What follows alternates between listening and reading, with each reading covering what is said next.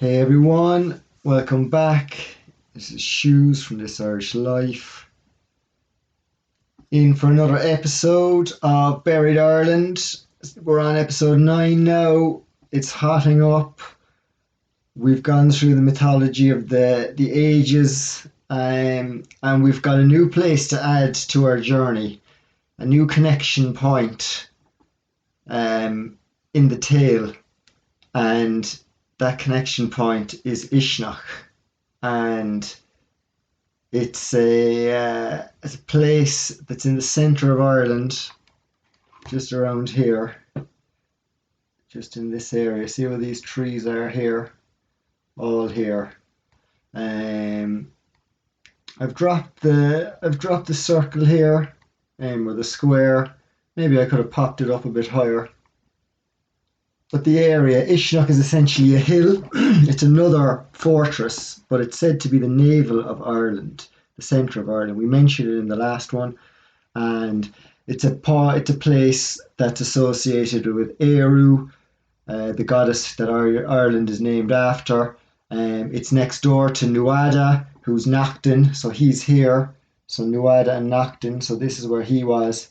And then we had Sláine over here, up over this direction. We had Taltu over here, and Macha, who's also another personification of Éiriu. So, like, essentially, was this whole area, like, it looks like this could have been Éiriu and Dagda. This was their area, and they were known possibly by the different names. I'm beginning to think that there's only a few personalities, and it's the three of them, and they just keep reinventing themselves as different personalities in different areas. Anyway, it's a mouthful to start with. Episode 9, we're going to look at a bit of Uisneach. We're going to introduce it here, and it's going to be a cracking bit of fun. So here's the old map that I introduced recently. It's the one with the clearest definition, so I think we're going to use this one. So Uisneach on this map, the definition is lovely, isn't it? Is here. Okay, so Ardagh, this place Ardagh, where there is, so on this map here, it's still got a large, like if you actually zoom in there, look at these. Now this is very interesting. I only noticed this. Does this show the level of mud on them? I wonder, like, because that's the same as that, but it's got more mud around it here, showing that it's sticking out, but it's not completely covered. This is gas. Oh, hilarious. Boom, straight in, blow my mind off the bat. And I'm looking at it here, and that is the case. So this here in Ardagh has got it's on. And you know what? Here's a big cross at the top of this. There's a big cross at the top of Caron too. Just make you think. Big cross at the top of a lot of mountains. There's one outside Fermoy in Cork. There's a big cross up on top of it as well. Big metal crosses. Anyway, this is a flippin' startling revelation. Welcome to the revelation, because I've just had it. Excuse me. So all of these trees are wells or forts or these things. This is what's buried under the ground. This one's a bit buried in Longford, so if we go to Longford, we probably see evidence of some burying. This one here in Ardagh, at the time of this map, is not completely buried. Okay? That is... So is that Uisneach? I wonder. Is this map... Because some of these disappear again in the later maps, like this place. I wonder, is there a mound here, or is there still a cathedral? We'll look at it there in a moment. But I'm just wondering that, is this the hill of Uisneach that I'm looking at?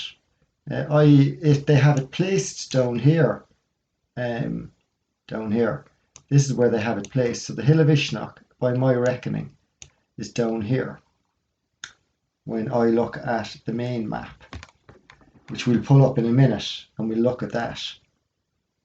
But as you can see here, look, this is completely covered. Kilkenny is covered to the top almost with dirt. It's just got like two sticking out. This one here, Ballymore, this has one sticking out. What does that mean? Does that mean that one was blown off and there's still one sticking out? Like, did they all look like this? Is this the big structure? Is this like take away? So we were looking at the idea of it being a ziggurat. Maybe the tops of these fortresses or these wells, like these were the central points of the civilization. These were the important parts. Look at this little circle here in the center. We're going to have to just investigate this a little bit further because this deserves some attention before we jump into Ishnok. And another character, Manannán mac Lir, who's also associated with this area in the form of the Dagda and the lineage of the Dagda and being the Dagda. All of these here, all mega wells. Mega well, could you call it a mega well? I need to come up with an idea for these. I need to come up with a name, a mega well. So this is a mega well. Does that sound nice? A mega well? Fort, a mega well. This was the well. This was the mega well. This makes you well. The well makes you well. This is the well. You go to the well to get well. You went to the wells. The holy wells got you well. These were the wells. The wells were these mega wells. The mega wells were the healing centers. This is what it was, the mega wells. They made you well. They used the water to power the tech, to make you well, to buzz the canal system, the crystal canal system that crisscrossed the world. These were central points in it. As I'm looking here, I'm going to see, do I have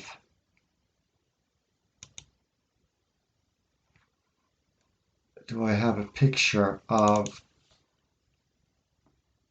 a star that could potentially mimic these? I'm just gonna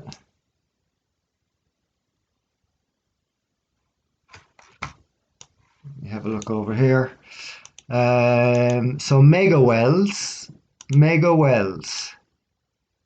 with gigantic tech on top of them that powered the civilization of canal cities, which was a megalopolis of canals that were shaped with sacred geometry and star pattern formations with the utmost precision, all made from some sort of a crystal that holds memory so that full buildings can be lit, their whole walls all lit up. If you think of the pictures that you see on like John Levi's channel or UAP or Martin Liedtke, if you look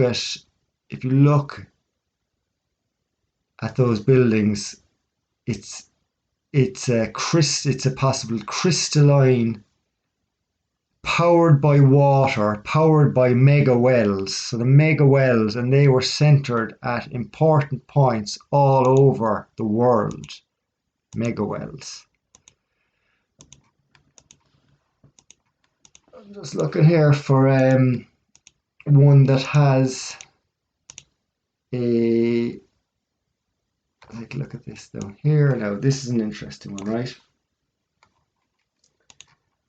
So I know the resolution isn't fantastic, but if you consider as a mega well of some sort, right, this landscape here. So imagine that this was all dumped on with mud. This is in Ireland somewhere. This is Kilkenny, and it's just dumped on with mud, and all you can see is the top of this coming out.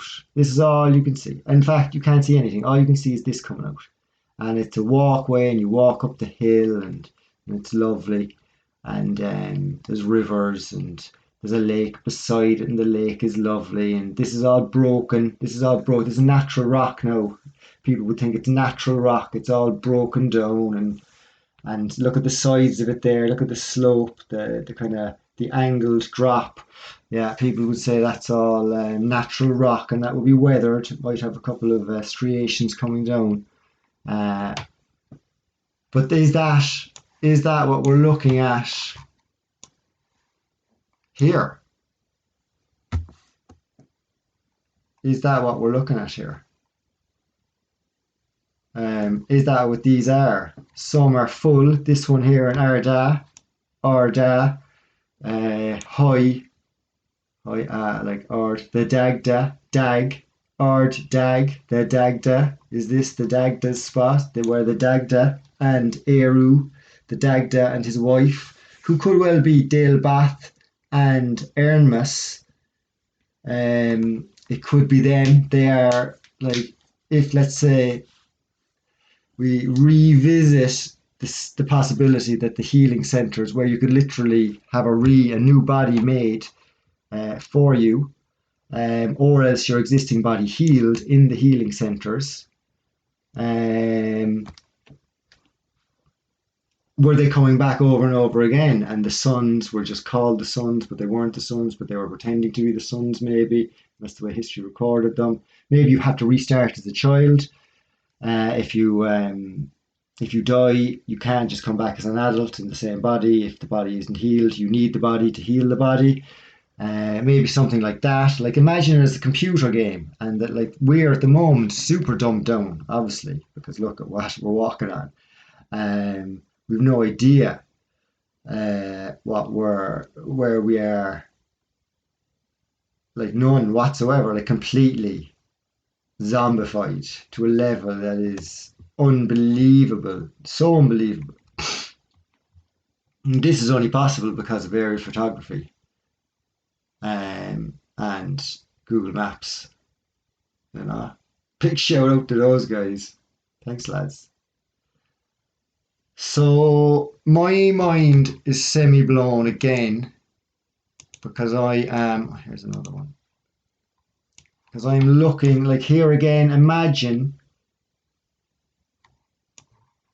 that this is like here, or one of the ones that's covered in mud, and that you have like dirt all piled up here. But like these are the pathways. So you go up the mountain, up the mountain this way, round the mountain, and that rock there in the mountain, it kind of looks like a sheer rock, and there's gravel all down here, so all of this would have broken off and fallen down, and there's gravel all down the bottoms, and this is all rounded and kind of broken off, and there's dirt sitting on top of other parts of it then, so you can't really see this because there's dirt on it, and it just looks like a big hill.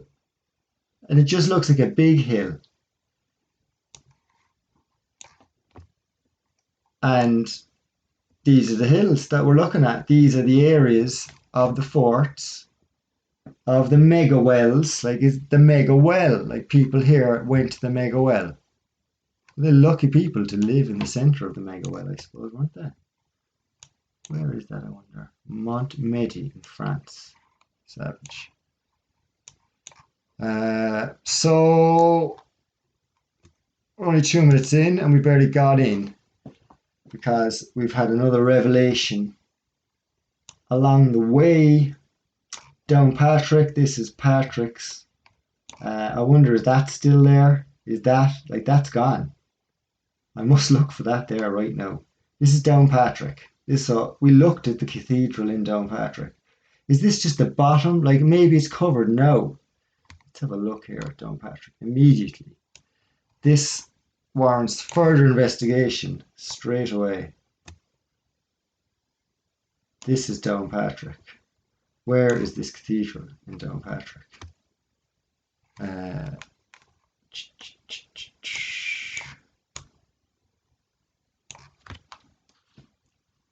because I'm starting to wonder as to, we had like the levels of covering of these things. It does seem to have been staged. So you had an initial devastation where most places were covered, like, and then you had a repopulation of sorts.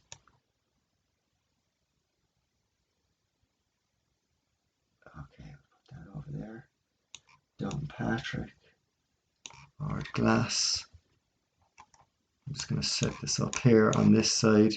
So it seems to have been in two stages. Keel. And the second stage, there was just more hills created, if I could put it that way, as in they dumped more, or more wells were blown. Like, they didn't all seem to happen together. Like, this is Downpatrick, so there's a big cathedral here in Downpatrick. So my question is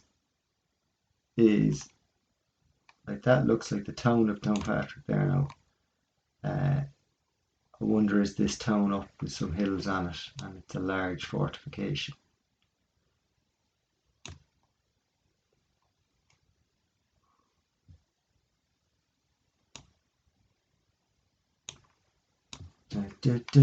So here we can see again, like, this is on, so this is one side of the star. So there they've got a river. There's an abbey here. So they've got a river in Downpatrick running through what that would have been starred.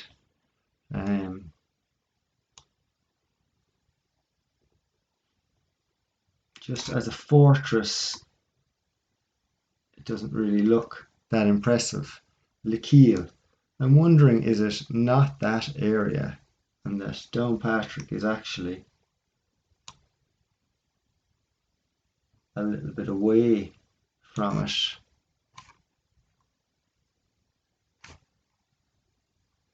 Or glass is down there. Yes, that is. No, it seems to be heading up to Strangford. So Downpatrick Cathedral. Let's have a look at it. Oh, Downpatrick Cathedral.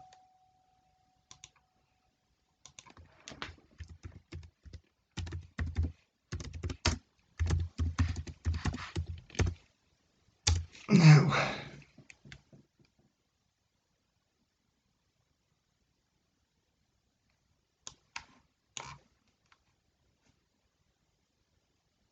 so this is Downpatrick Cathedral, which we were at the end of the last episode, funnily enough.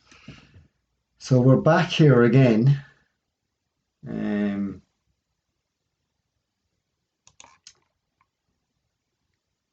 this does not just seem like a great, it's just at the edge. It doesn't seem that fantastic. Like, once again, is that, like, you can see here, there's a little star there, and there's another one there. And there's this raised up slightly.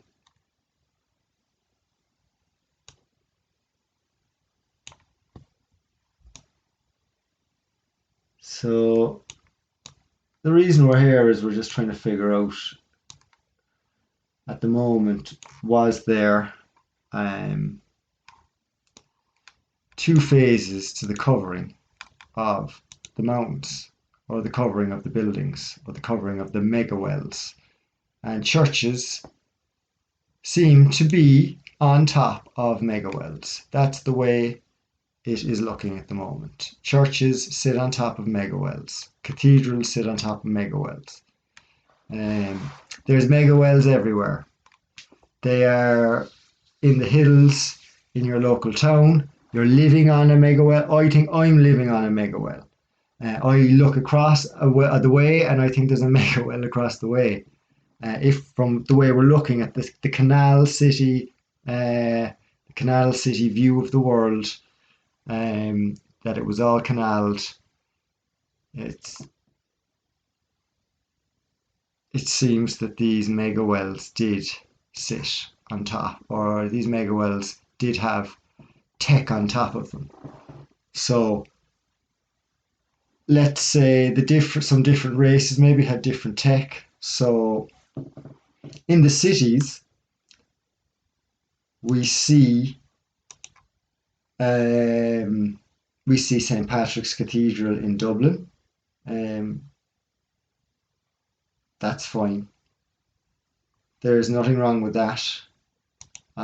There's nothing wrong with some of the Greco-Roman buildings in the cities, like Cork City and Dublin, like the Parliament buildings. All of those giant Greco-Roman buildings, they didn't get destroyed. They're still around.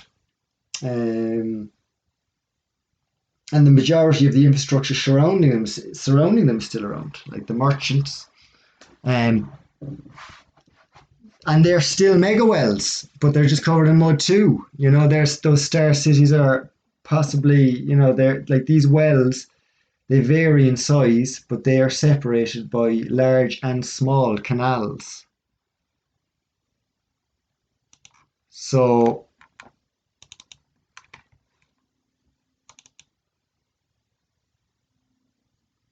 there's loads of them. These are not a rare phenomenon. These are everywhere. Some are hills with dirt on them. Some are mountains with dirt and bogs and concrete on them. Some are bogs completely submerged and covered. And some are just fields.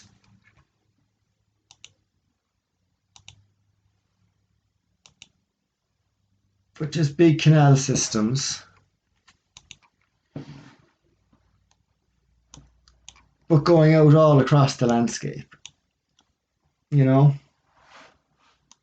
Like these just continue on all across the landscape. The landscape is covered with them. It's everywhere. It's almost like it is the landscape. And how they made them, I have no idea. I know there's starforce.org on the video, they talk about, did they grow them, through some magic? Could you grow them from what was there already? Could you like set a seed and it grows itself, like a crystal, you drop it down and it just starts to, it just develops with the natural land, whatever's there. It was that easy. They were the masters of terraforming the land, but they turned it into like all stars. These are all wells by the looks of it. Clonmacnoise, like all these areas here, like the battles of Moytura. Like I never expected to see all of this when I started this series at all. Really did not. Anyway, so today we're looking at Uisneach. We might actually talk about Uisneach at some stage. I think now is probably a good time to talk about Uisneach.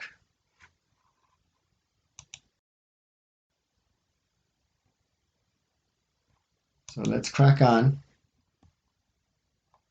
and let's get a bit of background on Uisneach and see what was going on here. Oh, we're in the wrong folder here. Oh, we don't want that one. My preparation is immaculate.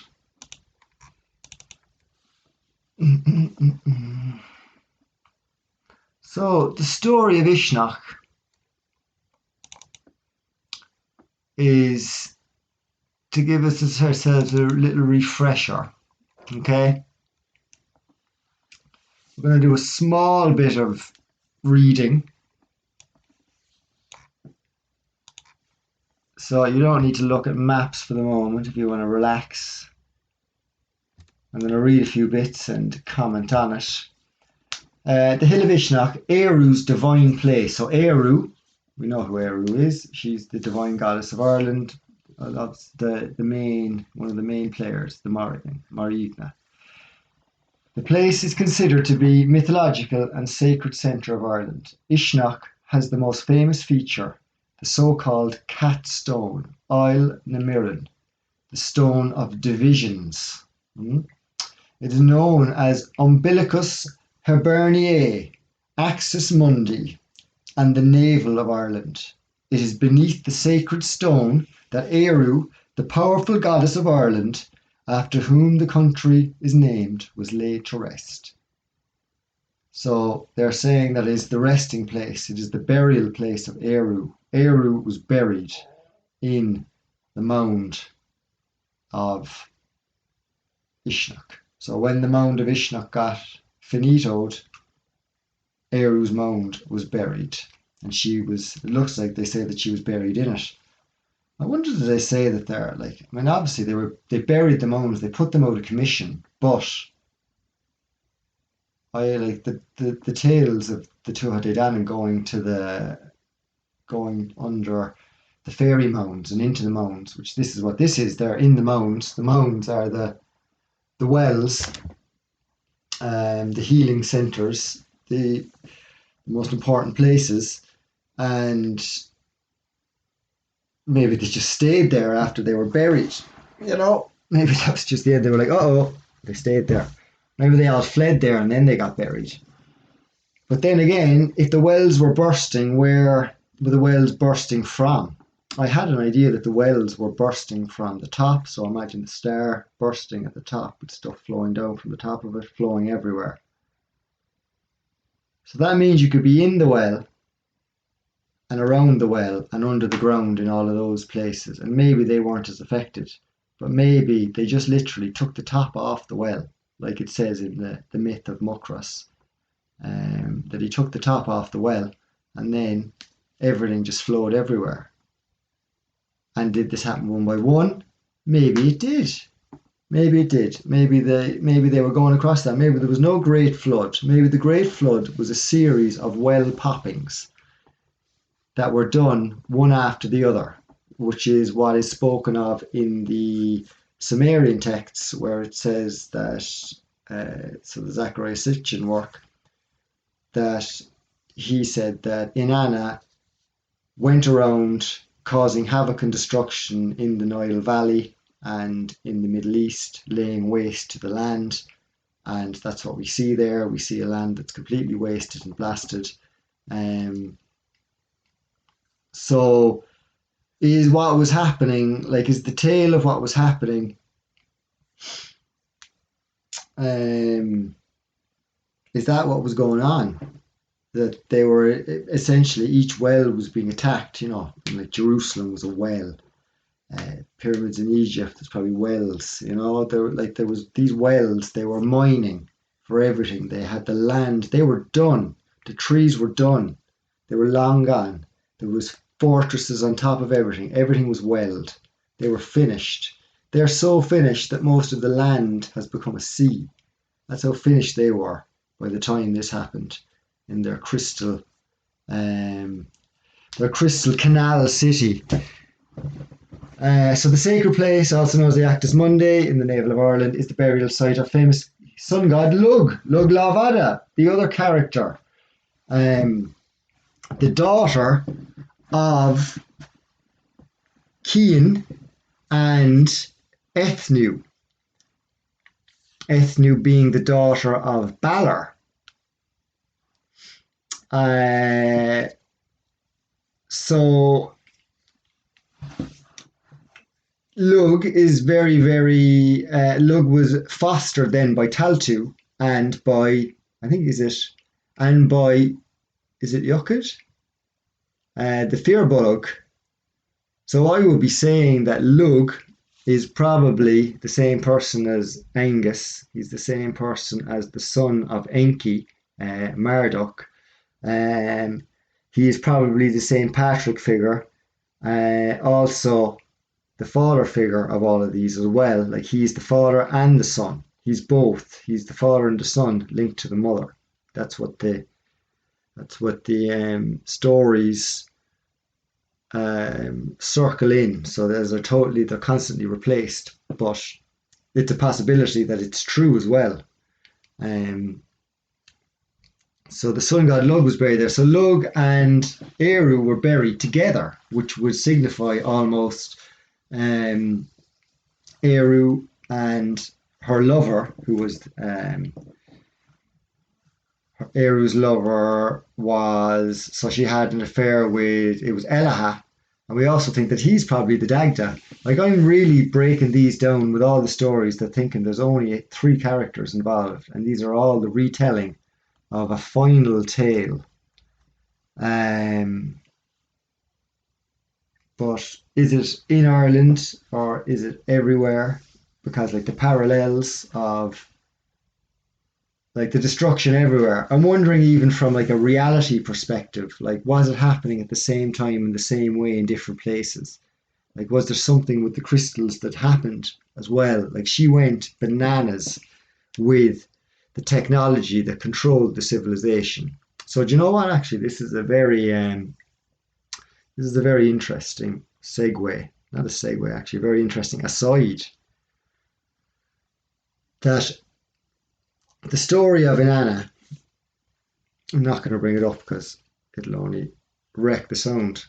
The story of Inanna, as I said, she wreaked havoc with the Mies, the tablets that were given to her by Enki, and the guy who made the human race. So Inanna went around destroying the Middle East, it said, with the Mies. But I'm wondering that if Inanna had these special control things, and I used to wonder, like, how could you control everything with these Mies? But I'm thinking now that if you had a crystal type world, and we know that crystal in computers holds memory, and there's a whole, if it can hold memory, it can learn, like what's happening now with computers. So it's well known that crystal, and crystal is sand essentially. So there's a lot of sand everywhere, which could be just exploded crystal shite. Excuse my language. So that could be the case as well. So that let's say if the crystal, so what they're using to build this technology now is the old technology that they used to have, and they re-engineered it in a new way. So if you had a world made of crystal, so imagine now all the walls, all the canals, it's all crystal, and there was water, it's nice water, real free water running through, beautiful. It was paradise. It was lovely. There was all canals everywhere. There was beautiful magical trees. People lived for a long age. They were all tall. They had healing wells. If you died, you could come back again. Back in your body, or your body could be healed, or maybe you come back again with your full memory, but as a child in the same family. But they understood how to reincarnate. They knew how to reincarnate, and this civilization was programmed by these things called Mies. Imagine it. So the crystals and the water acted in unison as the programming, possibly with some relation to electricity as well, you'd imagine. And maybe other elements too. Maybe air and fire were also related to the programming of the crystals. But you know the way in the story of Atlantis where it says they misused crystal technology. So maybe the world was built, maybe they built a crystal world, a crystal canal world. So they built a crystal canal world that they were able to control centrally. So there was a high level of control in this world then. So whoever was controlling it definitely had great control. So if you took the Mies, so they were the control pads for the world. This is what it says in the text. Do you know what I'm going to do? Actually, I'm going to pause this for a half a second and get the article up on Inanna. Yeah, back again. Had a quick read through, couldn't find the exact reference to it in any way that I could expand on what I've already said in the story. I couldn't find the story, but Inanna is essentially like a very close parallel to Éiriu and this Morrigan. She was a war goddess, she was a love goddess, she was She was a fertility goddess. She was the sex goddess. She wreaked havoc on all of the Middle East. I just read a quick scan there. So she deserves, in the comparative mythology section, we've definitely got Inanna up there. She was unhappy with her lot, and she basically took out lots of mountains. And taking out mountains, a mountain is a fortress, a hill. I wonder, is the word mountain, if I did etymology on the word mountain, and the word hill, hill, hill, and mound, like were they actually called then, forts? Is that what they were called at the time? Interesting. So is a mountain actually a gigantic fortress? But they're called mountains. Like that's actually the name for it. It's a mountain. But a mountain is not a pile of dirt. A mountain is a fortress. A mega well. A mountain is a mega well under a load of dirt. I wonder. Anyway, so the reason we're talking about Éiriu, and the reason we're talking about Uisneach, and the reason we're talking about the hill of Uisneach is because once again we're back to this goddess again, the goddess who is fairly mad for power, and she seems to be the original one, and she is one of the ruling class of the Anunnaki, if you took up Sumerian texts, and she is she's the equivalent to many, many different goddesses across the land. So, like the Anunnaki tale is that a few Anunnaki came, and they then just terraformed the land. So they essentially mined it and they turned it into this crystal civilization. And then they created humans, and then they had merry tales that we read about, and epic battles. Many of those battles involve the very gods themselves, Enki and Lil, the two brothers, Inanna, who was favourite of An. I can't remember whose daughter she was. I really can't, whether it was Enki or Enlil. I'm not going to go looking for it now. So, is that what happened? Is that what happened? Maybe there was way less people living here too, Maybe there wasn't. So the reason I bring this up is that St. Patrick I equate with the Milesians, and the Milesians met with Éiriu at the hill of Uisneach to bargain. So when the Milesians came to Ireland, they were basing their decisions on what this guy American was saying.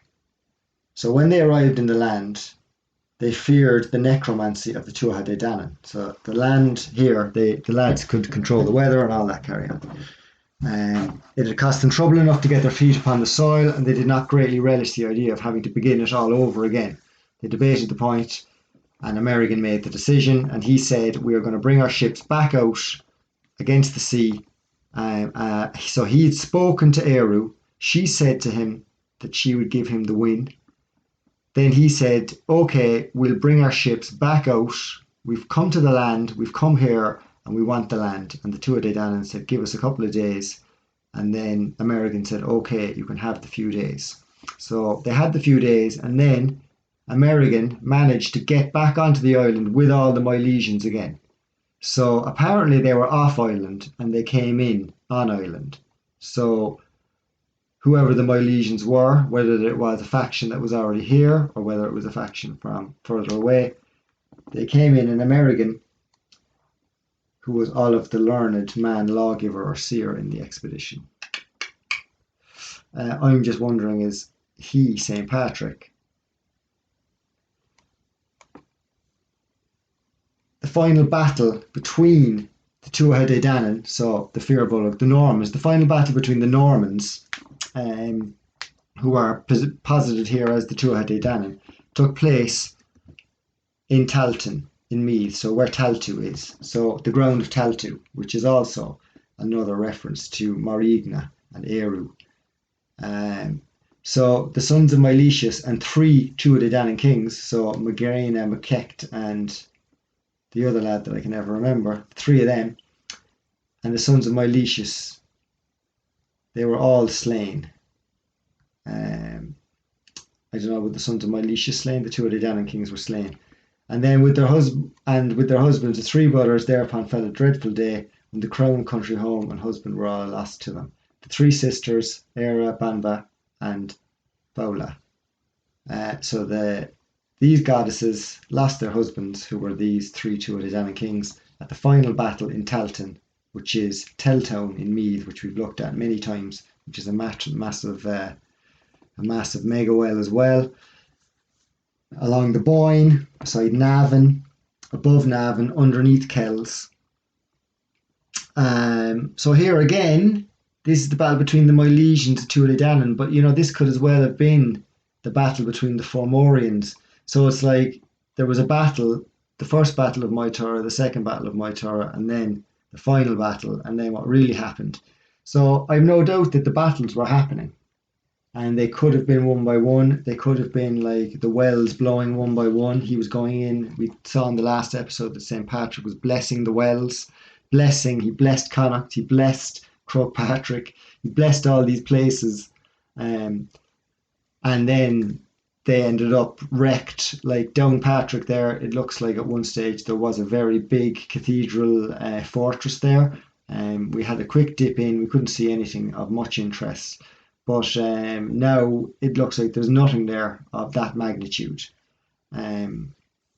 Maybe. And like the cathedral there is not really St. Patrick's Cathedral in Downpatrick is not something to be in awe of either. It's not like an amazing cathedral or anything. It looks like kind of an overblown church, to be honest.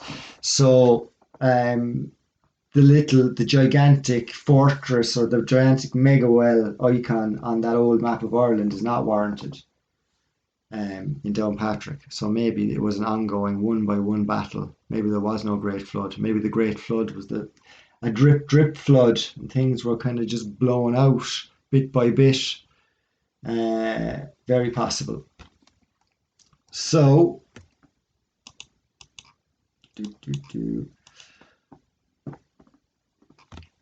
just another little bit on Éiriu, because she's so important. We're also going to compare her to Boann, the goddess who had the son Angus. So Boann and Angus, it's another mother-son triple divinity type of scenario, with stories that come out of it. We're not going to go into those stories. So this one here, in the Encyclopedia of Celtic Mythology and Folklore, Patricia Monaghan mentions one legend about the invasion of the Milesians and a man, Down MacMilad, also known as Aber Down, dark or brown Aber. The man was a malevolent and envious figure who, at the meeting between the Milesians and the goddess Éiriu, replied to Éiriu's demands with insults. Éiriu responded to his humiliations and calmly sentenced him to death. He drowned shortly thereafter.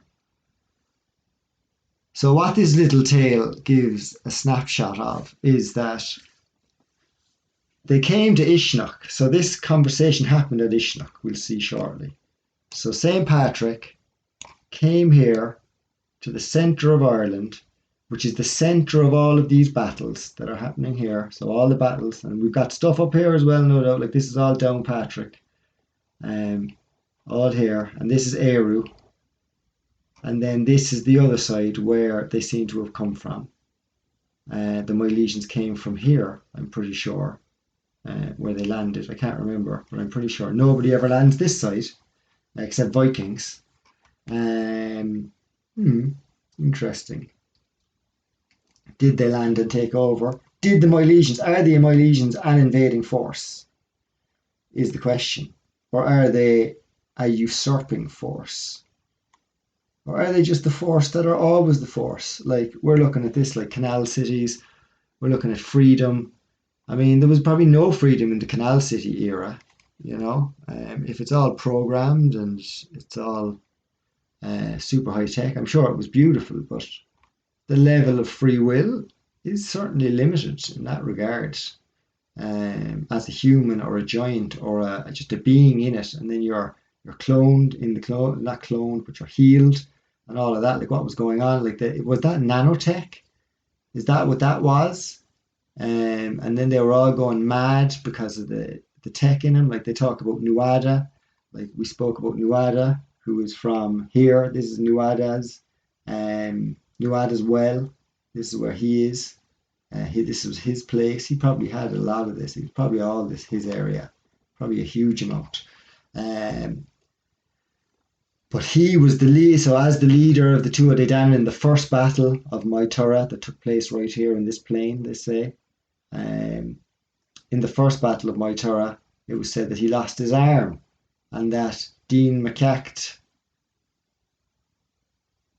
made a bionic arm for him, and then the son put flesh on the arm. So are we talking about like a nanotech arm here, like healing the arm, rebuilding the arm?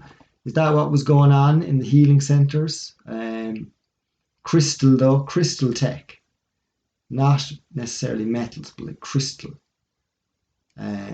So that's what that's what we're thinking.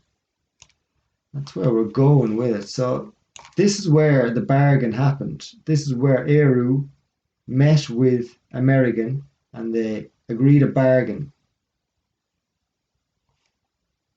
And Éiriu, for that bargain, had Ireland named after her. And Éiriu is the daughter of Ernmas and Dalebath. Lest we forget. During the time of the Milesian invasion, the sister goddesses were respectively married to the three Danann kings of Tuatha Dé Danann. Magrena, Macul, that's the one I always remember, and Macecht. The three Danann kings were grandsons of the Dagda, the god of life and death and the chief of the Tuatha Dé Danann. So here, Dagda is the chief of the Tuatha Dé Danann in this story. In different times, each of the names have been applied to Ireland, so it's called each of these names interrelatedly in the myths and the legends. She's associated with soil, earth, and the land of abundance. I wonder. So, like, I wonder, how's about this one? How's about this? That Éiriu was the original nature goddess. Because there's tales that go, and the tales that say, and we probably have to end with this because we're coming up on time. But there are tales and myths that say, I can't remember where they are, but I know I've read them. I don't know, are they Irish or I don't know, they from somewhere else in the world. But there are tales that talk about the nature goddess who was tricked into, and this kind of could be Tiamat and Uranus type of parallels here as well. But the nature goddess that was tricked into giving away her world and wreaked havoc because of it. So let's say that this is Éiriu, this is Inanna, this is, I think in Egyptian, is it, what's the name? That Dendera. The name of that is Hathor. So Hathor seems to be the equivalent in Egyptian mythology, I think, because Hathor wreaks havoc in the Egyptian myths. And there's a big complex for Hathor in Dendera, I think, in Egypt. Sand-filled Egypt. So are we looking at here a scorned nature goddess who used to live in a world of nature and beauty, an endless, like Eve, think of, right? An endless world of nature and beauty. And she then ate of the food, the tree of good and evil, and she realized that she wanted more than nature. She wanted something else. And then the opportunity came for her to make an agreement with somebody, I don't know who. In the stories of Sumeria, it would be the Anunnaki invading mining gods that came to Earth to mine the planet. And they did so with the consent of the existing race, as far as we can tell. or maybe they did so anyway if the existing race put up a struggle, and maybe that they also made agreements with some of the nature goddesses and the river goddesses to use their rivers in order. Maybe that was the bargain. The river goddesses sold the rights to their rivers to the mining companies, essentially, and they made a crystal canal civilization with the rivers of the goddesses. And then the goddess was scorned. The goddess was married, though. They made an agreement that the goddess of the nature people would marry the king of the mining people, which would signify maybe the Fomorians, the Dalebath character, the mother or the father of Éiriu, the father of Elaha, and I think also the Dagda. No, Elaha is Dagda's father. So the Dalebath character of the Fomorians being the miners, and the Éiriu or the Ernmas character of the Tuatha Danann being the nature civilization, and their union created the race of the demigods, or the gods who created the demigods. So their union created the nature, their union created the opening to make a crystal canal civilization, if you know what I mean, if you know what I'm saying. So I'm saying that the miners, who were, say, the Fomorians, in this example, as Dalebath, made an agreement way back when the land was still full of giant trees. They made an agreement to come in, and they were going to take down some trees, and they were going to do some wells, and they started their little project. But the goddess was involved in it, and that was their agreement. They agreed, she agreed, and that was the original, that was the sin, and they were cast out. The Garden of Eden was gone from that moment. That was where Eve was tempted by the serpent. So the serpent people being maybe the Fomorians, the miners, Eve was tempted by the serpent. She wanted to live in a canal world, a crystal canal world. She wanted to be the queen. She wanted all this stuff that this serpent, this Dalebath was offering. And this goes back to the story of Elaha and Éireann, and then Bress. They're all linking in together. I mean, it's just, as I'm talking about it, I'm only making these connections. I'm only making them. But it just seems so, it just fits so well with what we're seeing. It fits with all of the stories. It was a nature civilization of nature river goddesses that sold the rights to their rivers to the miners, and they married the miners. So they married together. They had a union, and from that union came the Normans. They were the Fir Bolg. They were the Fomorians. They were the Tuatha Danann. They were the children of Nemed. So Nemed is the father. Is Nemed Dalebath? Is Nemed the Fomorian? Is Nemed the mining? Let's call them the miners and the nature people. So like the destroyers and the growers. But the destroyers destroy in order to recreate, and the growers grow in order to enjoy the garden. So the combination of the growers of the garden, the female energy growing the garden, the female river goddesses and the nature goddesses, combining with the mining, destructive, reshaping force of the miners, the reshaping and the natural growing. The combination of the two created the crystal canal water civilization, which consisted of mighty mega wells all over the continents that we know today and probably beyond. And then everything ended one day. And I think that that's where we'll end this section of episode 9. We've jumped into Uisneach a little bit. We've had some revelations. If you've come on the journey from number 1, I'm hoping this will make sense to you, because my thoughts are flowing as I'm considering. So if you've been following me, you should hopefully flow in the same direction.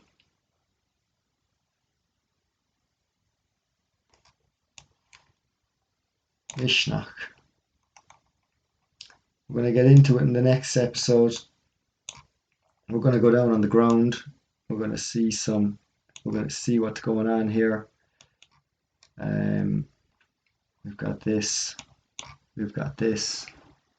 And this is what we're looking at. Like, it says there was a big cathedral over here. And we know from that map earlier. Like, we're going to probably start with that. And I'd say that probably was the Ishnok. Like, there was meant to be a big fortress over here in this area that we see. And we'll pull it up right here. So, before we go, this is where we're going to leave it hanging. So this is the area here, Ishnok. This is where I'm being told that Ishnok is, just under here. But Ishnok could be this whole area, you know. So all this area is Ishnok, you know, everything. But the hill of Ishnok is apparently where Éiriu is buried, and there's another one for Lug somewhere else. But this is what we're looking for, and it's not here anymore. Like, where's Arda? Oh, Arda.